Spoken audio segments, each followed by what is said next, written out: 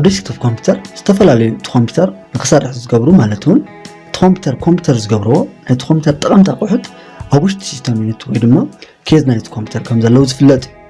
ዝከበርኩም ተመልከታይ ኣብዚ ቪድዮ እዚ እዞም ኣብ ውሽጢ ሲስተም ዩኒት ዝርከቡ ጠቐምቲ ኣቁሑት መነመን ምዃኖምን ንምንታይ ከም ዘገልግሉን ብግልፅን ብጥልቀትን ክንርኢ ኢና።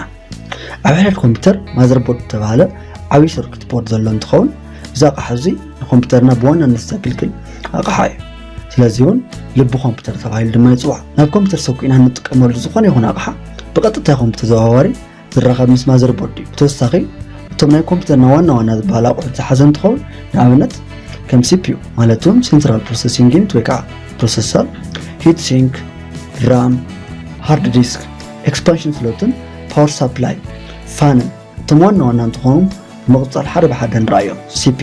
CPU ወይ ድማ ሴንትራል ፕሮሰሲንግ ዩኒት ኮምፒዩተር ፕሮሰሰር ተባሂሉ ዝፅዋዕ እንትኸውን ንኮምፒዩተር ልክዕ ከም ሓንጎል ዘገልግል ናይ ኮምፒዩተር ኣቕሓ እዩ። ስለዚ እውን ናይ ኮምፒዩተር ሓንጎል ተባሂሉ ድማ ይፍለጥ።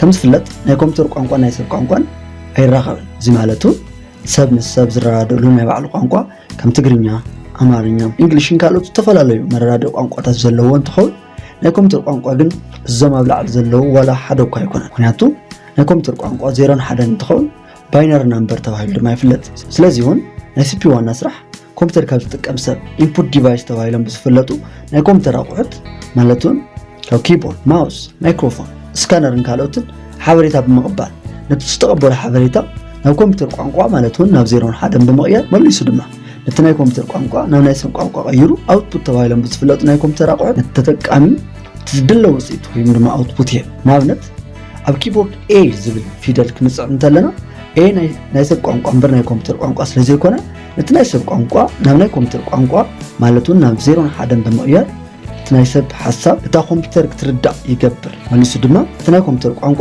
ናብ ናይ ሰብ ቋንቋ ብምቕያር ነቲ ተጠቃሚ እቲ ዝድለ ውፅኢት ብናይ ኮምፒዩተር ኣውትፑት ዲቫይስ ማለት እውን ከም ሞኒተር፣ ስፒከር፣ ፕሪንተር ካልኦትን እቲ ዝድለ ውፅኢት ይህቦ። ብኻልኣይ ደረጃ ሂትሲንክ ንሪኢና CPU ተጠቃሚ ብኢንፑት ዲቫይስ ዝተዋሃበ ሓበሬታ ወይ ድማ ዳታ ፕሮሰስ ንምግባር ብጣዕሚ ብዘደንቕ ፍጥነት ካብ ምስራሕ ዝተለዓለ ብዙሕ ሙቐት ስለትፈጥር ሙቐት ድማ ንኮምፒዩተር ስለዝጎድእ ኮምፒዩተር እቲ ኣብ CPU ዝፍጠር ሙቐት ንምጥፋእ ሂትሲንክ ዝበሃል መሳርሒ ትጥቀም። ሂትሲንክ ኣብ ልዕሊ CPU ዝቕመጥ እንትኸውን ዋና ስርሑ ንCPU ብምዝሓል እቲ ኮምፒዩተር ብኣግባቡ ንክሰርሕ ምግባር እዩ። ራም ወይ ድማ ራንደም ኣክሰስ ሜሞሪ ናይ ኮምፒዩተር ራም እታ ኮምፒዩተር ተወሊዓ ክሳዕ ዘላ ግዜ ድረስ ዝኾነ ይኹን ስራሕ ማለት እውን ዝተኸፈተ ኣፕሊኬሽን ብግዜያዊ ዝቕመጠሉ ናይ ኮምፒዩተር ሜሞሪ እዩ። ንኣብነት ኮምፒዩተር ወሊዕኩም እንተሃለኹም ካብቲ ናይታ ኮምፒዩተር ዋና ሶፍትዌር ማለት እውን ኦፕሬቲንግ ሲስተም ጀሚሩ ክሳዕ ዝኾነ ይኹን ዝኽፈት ኣፕሊኬሽን ማለት እውን ከም ማይክሮሶፍት ወርድ፣ ፎቶሾፕ ዝኾነ ይኹን ሶፍትዌርን ብግዜያውነት ዝቕመጠሉ ቦታ እዩ። ኮምፒዩተር ከፊትና ዝኾነ ይኹን ስራሕ ምስ ሰራሕና እቲ ዝሰራሕናዮ ስራሕ መብራህቲ ብምጥፋእን ብዝተፈላለዩ ምክንያትን ንከይጠፍአና በብግዚኡ ናብ ቀዋሚ መቐመጢ ናብ ሃርድ ዲስክ ክነቐምጦ ይግባአና። ሃርድ ዲስክ ኮምፒዩተር ሃርድ ዲስክ ሴኮንደሪ ስቶሬጅ ተባሂሉ ዝፍለጥ እንትኸውን ናይ ኮምፒዩተርና ዝኾነ ይኹን ከም ሶፍትዌር ብተጠቃሚ ዝስርሑ ዳታታት ወይ ድማ ሓበሬታታትን ብቀዋምነት ማለት እውን ተጠቃሚ ባዕሉ ደልዩ ክሳዕ ዘጥፍኦ ዝቕመጠሉ ናይ ኮምፒዩተር መቐመጢ መሳርሒ እዩ።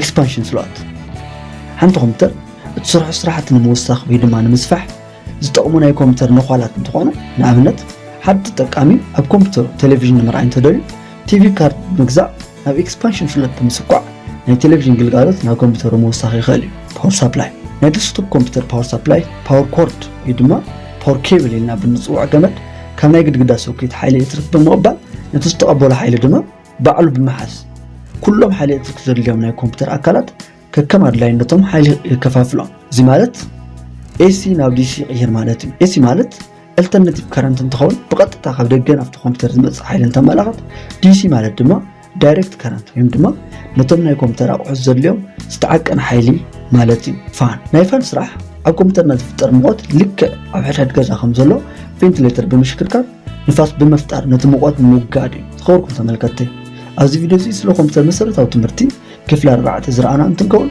ኣብ ቀጻሊ ብዝተፈላለዩ ክፍልታት ብተመሳሳሊ ርእሲ መሰረታዊ ዝበሃል ናይ ኮምፒዩተር ትምህርቲ ክንረኸብ ኢና። ሰላም ቅና ሳብስክራይብ፣ ላይክ፣ ሼር ክትገብሩ ኣና ትምክርኩም ኣብ ኮሜንት ክትጽፍለይ ትሕትና ይሓትት። ሰላም